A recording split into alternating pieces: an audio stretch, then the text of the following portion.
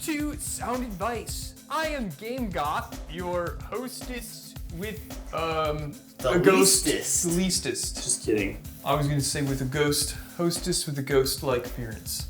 You are rather ghastly.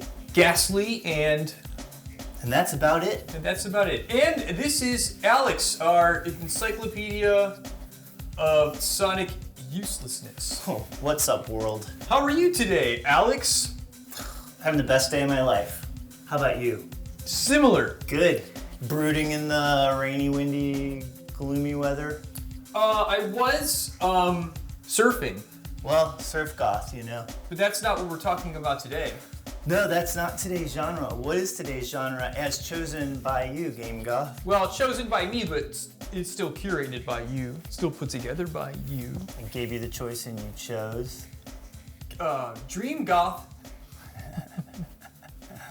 I can't even remember it myself. Dream Goth Hussies. Yes, Dream Goth Hussies is our made-up genre of exploration for tonight's episode. What does that mean?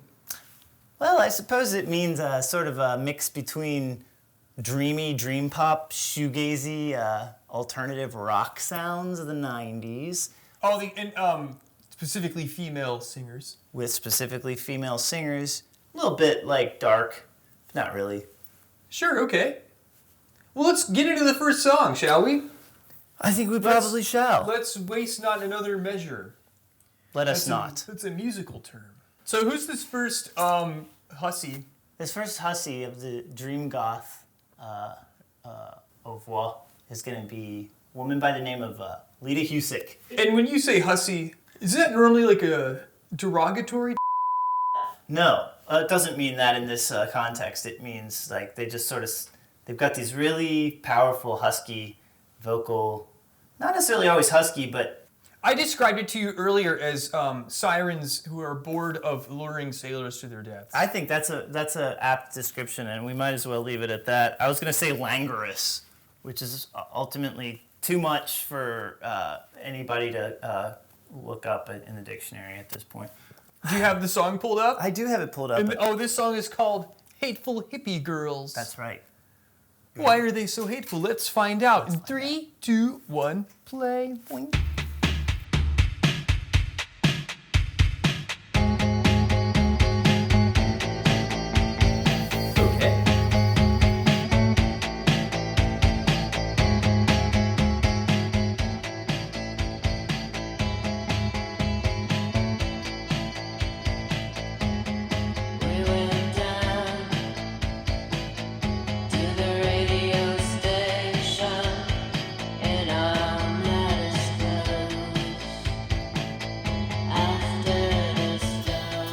What do you know about Lida Husik? What I know about Lida Husik is what I learned off my liner notes here of the very record. I figured I should feature the records a little bit more prominently since, you know. Because you have them. Because I have them and I might as well masturbate with them. You might as well show off this. This isn't a prop, people. This is real records back real here. Stuff over here. Books you can read with your eyeballs and your brains. Not that we do, but you know, and then these records back here too. Quite a collection, I must say. And one day it'll all burn in a fire most likely, and I don't have renter's insurance, so let's just hope that, you know, I listen to them enough, I guess. Unfortunately, I have to go to work all day, so I can't sit around listening to records and smoking bombs. Hey, it makes you feel good owning stuff. I get it. Yeah, it really is kind of all about the sort of accumulation of material possessions. Anyway, tell us about Lida. Makes me feel sort of gratified. Lida Husik is she was a young lady from the state of New Jersey, you know, near New York City, and she was among the kind of cohort of people at the time who were just sort of exploring music in their bedroom on 4-track equipment, 4-track recording, you know, just by cassette. And buy a 4-track recorder, you know, regular compact cassette, and then just put a whole album together. And that's what she did. I mean, she played everything on this album. Had a couple guests coming in to do slide guitar, drums, guitar, bass every now and then. But she put the whole damn record together herself. She put this whole song together entirely solo. You know, so it's a solo singer-songwriter, female artist who, this is the dawn of the 90s, early 90s. She was probably in her early 20s. Brilliant, I think really cool expression of oneself and creativity in the zeitgeist of the time. Also kind of has this like, low-key, dark undercurrent vibe or whatever. Sort of like, it's a chill, weird feeling you get from a song like this, which I really enjoy. It's also just primal indie rock, it's very much indie rock of the era. But yeah, I really love the fact that she did it all herself. Another woman who did that was Azalea Snail, and another one was Danielle Dax. And we can get into them at some future episode because I think they're all relevant to discuss as well. They're all a little gothy, and Lida Husik is probably the least gothy of all of them. But yeah, she never quite got like as popular as somebody who did something similar like Liz Phair. Who's that? She is also a solo, essentially female singer-songwriter who was an indie alternative maven, of the early 90s, and recorded all her own material basically by herself in her bedroom, and did such an posters would have been on her wall? Liz Phair's wall? I don't know. That's a good question. What about Lida's wall? This is very psychedelic sounding to me. I mean, maybe she liked... Who knows? I don't know. I don't hear a lot of antecedents. Gun to your head, quick. Name a poster on Lida Husic's wall. T-Rex. Thank you. Yeah, it's sort of like maybe there's a little bit of glam in this. That was really a cop-out on my part, though. Would she have been a peer with, Holes? To some extent, yeah. What's her name? Courtney. Courtney Love. Courtney Love. Were they the same time? They were. I mean, Courtney Love and Hole sort of started going in the late 80s. But Courtney Love was playing in San Francisco with like members of who would go on to be in Babes in Toyland, fantastic alternative sort of grunge band from Minneapolis. That was sort of on the West Coast, and on the other side of the country, which is where Lida Husic's from, this scene of its own going on, and we could talk about more about that if you want to go into the record label, which was run by this guy Kramer, who is really this fantastic dude. Talk a little bit about Kramer, and then we'll move on to the next song. So Kramer ran Shimmy Disc, which is a New York City-based record label, and he was in an excellent band called Bongwater with Ann Magnuson, who is this actress and kind of poetess and kind of all-around kind of weird bohemian woman. Weird bohemian woman? Yeah, a weird bohemian woman, which we need more of, I think. And, they had this kind of bizarre psychedelic influenced, half spoken word, half sort of concept art rock band called Bongwater. In any case, Kramer was just a huge music aficionado and a record producer, started his own label, put out a ton of great stuff in the late 80s, including some of the first recordings by Ween, some of the first recordings by the Boredoms, great band called Crack House, just a laundry list of really great shit. He also played bass in the Vocal Surfers for a while in the mid-80s. And he put this record out and might have done some production on it, but regardless, that was its own scene sort of in New York and on the East Coast at the time.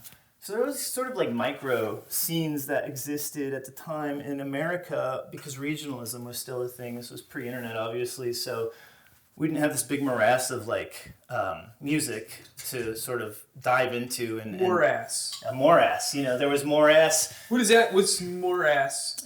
That would mean like a sort of swamp, a fetid swamp. It sounds like the word morose. It does. Which is sort of the vibe that we should be kind of on right now. Let's tap in with this next song. Well, this next song might pull us a little bit out of it. You're right, actually. I was just thinking that. It's a little bit upbeat, a little maybe more upbeat than what one might expect from a show such as this, but... Well, this song was featured in The Crow 2, I believe. The version of this song was. It's the acoustic version, which is just radically different than this version, which was originally released as one of their first singles. This is a band called Medicine from the San Fernando Valley of right here in Los Angeles. Let's play the song. All right. In 3. Oh, and this song is called Time Baby 2. Mm-hmm. by Medicine. In 3, 2, 1, play.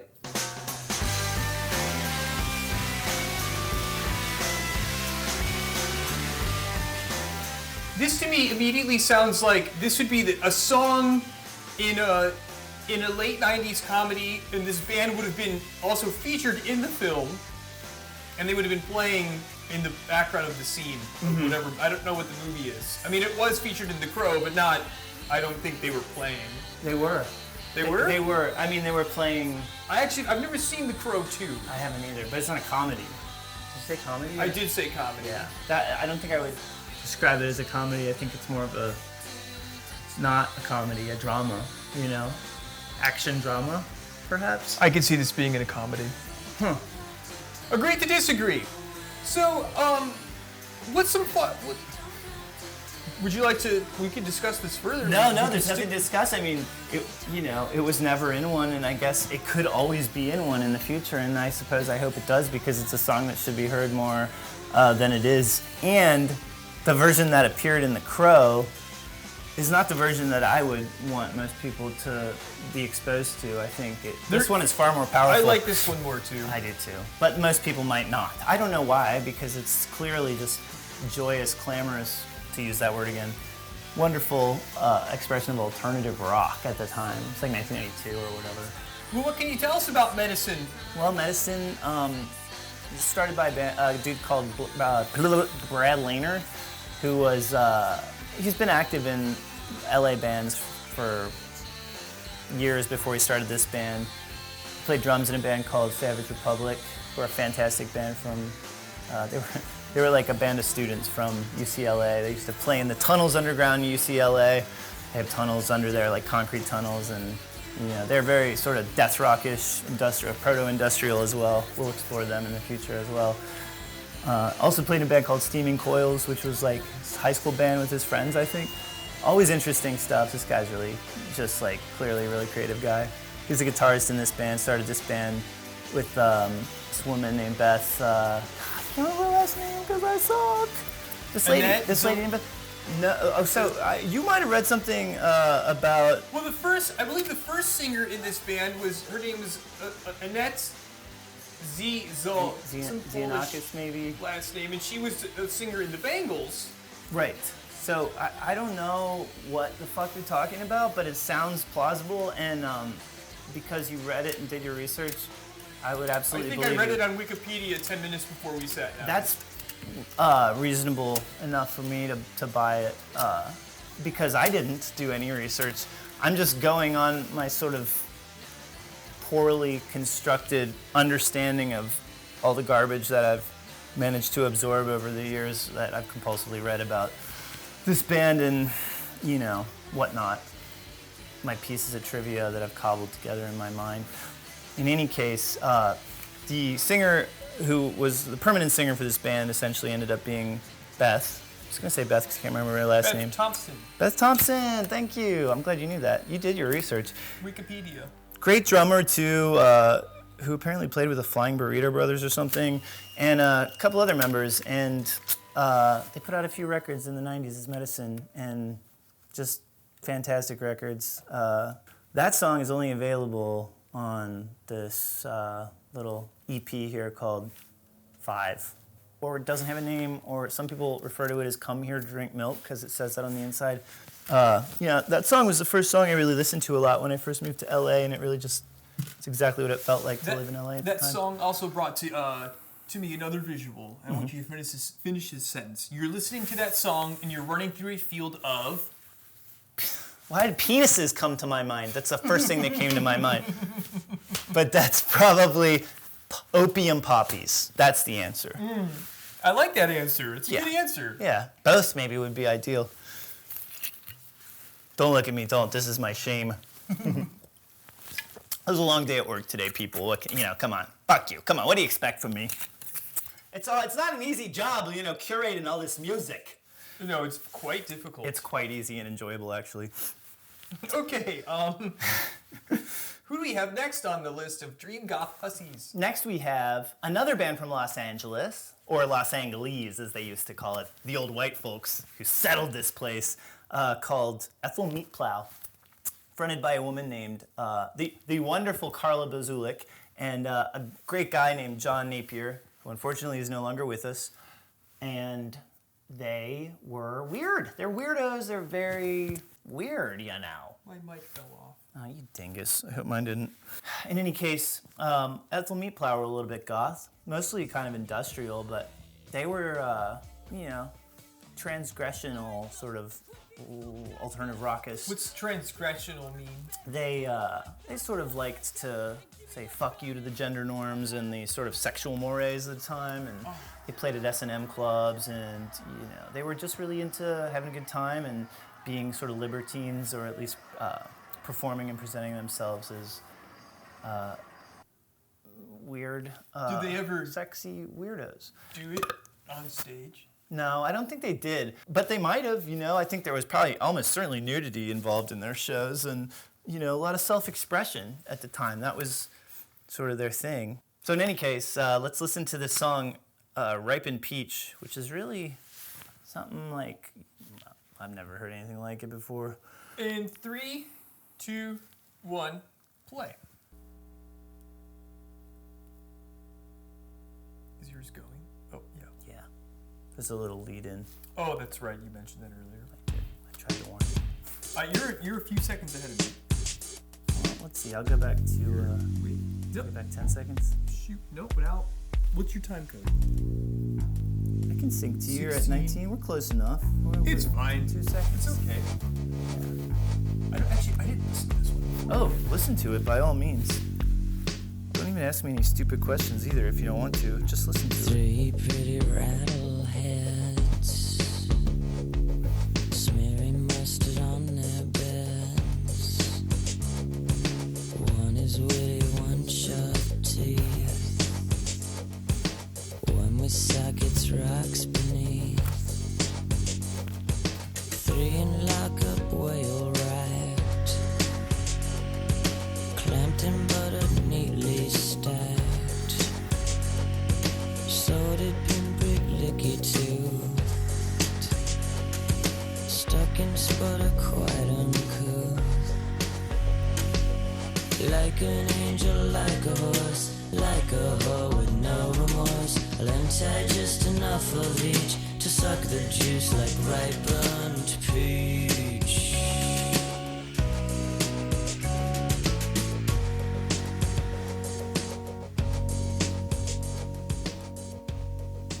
So out of all of them, she's probably the hussiest sounding. Yes. I mean, it's Raspy. There's a raspiness. very low. She's singing really low in this song, and I've never heard a chick sing this low in like what was ostensibly a pop song with a music video. And that was why 1993 was a wonderful year, because this was the sort of thing that was being marketed. Ooh, I'm looking at this music video, and it looks like every other music video of the 90s. It does, but the song sounds like nothing you've ever really heard. I mean, it certainly has certain trappings of the 90s,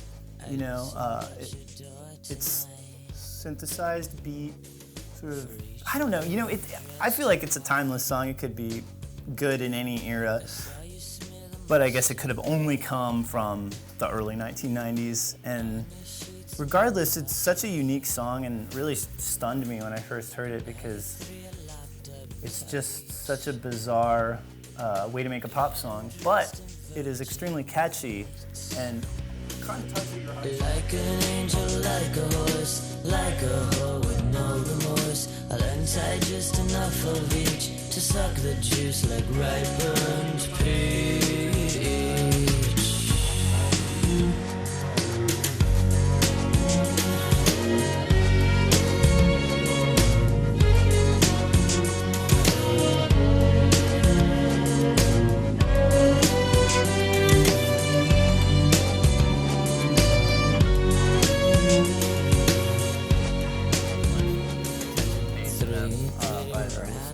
For whatever reason, there's just such a glut of music at the time in the 90s that a lot of it slipped, unfortunately, most of it slipped between the cracks. And I mean, you could say the same thing for today. you could see the same, yeah, absolutely. Probably a lot of the difference between now and then is that then it was being forked out in massive doses to everyone, And there wasn't even, there was not a good capacity to present it to people because the radio was falling apart at the time due to media consolidation. But yet we had all this music coming out, so there was a lot of music being pushed into the mainstream. And it was there, it was in the malls. That's Sam Goody. It was out there, at least it was out there, and it looked interesting if you picked it up, maybe, if you were drawn to it. These days, to find the good music, it's almost hard to know where to look or where to go. You couldn't just flip on the radio or go down to the local store and see it. I mean, I guess you could go to the local store. When was the last time you went to a record store? Oh God, it's probably like last week, unfortunately. Was it Amoeba? I don't want to do the endorsements or talk about where I shop because I don't want people coming after me. But Sure, yeah, of course it was. I would have gone to the place that used to be up the street, but they moved. They were right here in East Hollywood, in our little dump-ass section of East Hollywood, going underground from Bakersfield. You had your little store in East Hollywood, which I like to go to and spend money because they charge less than Amoeba does for a lot of their new releases and even their used stuff, Were you in LA when Tower Records was open? No, I wasn't. I think that had been closed for at least 5 or so or more years before I moved here. It's interesting going by it and seeing the sign and knowing it used to be the place, and now it's just I've only ever experienced it as the husk of its former self. Right, and knowing that it was reopened as a media stunt to promote the movie or whatever about the thing, it's just so postmodern. It's meta as fuck, but it's not. So the signage was gone for years and years, and then they put the signage back up to basically have a fucking movie opening there, and now the signage remains as a double fucking bummer to remind you that they're no longer there. There used to be a Virgin Megastore too, kind of across the street on the corner of, I think it was, right at the beginning of the Sunset Strip, Sunset and Crescent Heights or whatever, and they tore that shit down and turned it into a gym and a Trader Joe's and some other yawn-inducing horse shit. May I take the toy from the cat for this last song? Yeah, to minimize the noise. Please do. I don't know why she has to be such a little shit. There'll be some background noise for sure, but it's okay. It won't be too much. Okay. Don't use this. So we're on to the last song. Mm-hmm. Is by Lauren Hoffman. This is the one track I did no minimal research on. That's cool. So this is Lauren Hoffman. This is Lauren Hoffman. And the song is called Alive. 3, 2, 1, play.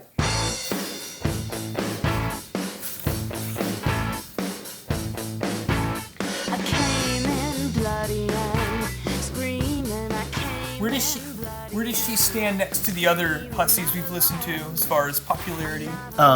Say the beginning of that. Sorry, I was. Where does she stand next to the other ladies as far as popularity? She might be the least popular of all of them. She was sort of a victim of the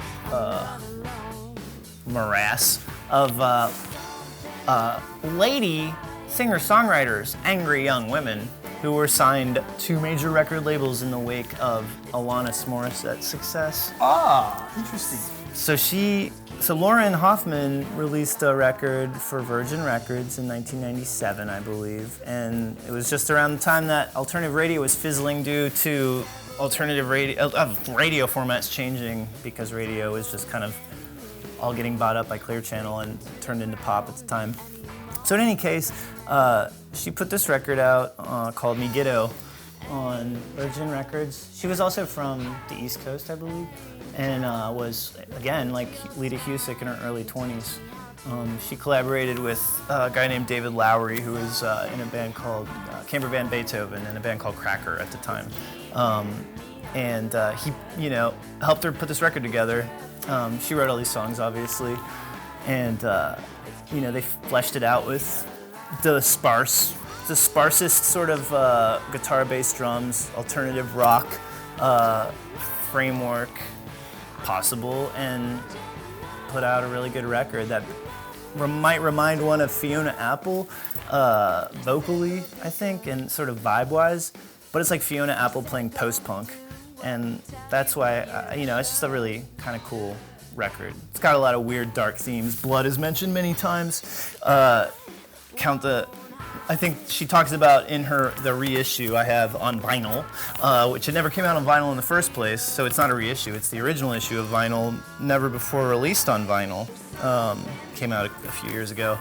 In any case, she talks about how many times she mentioned blood in this record and kind of laughs about it. You know, being in her very early 20s, she was just sort of feeling that vibe. You know, there she is, Lauren Hoffman. What a cutie.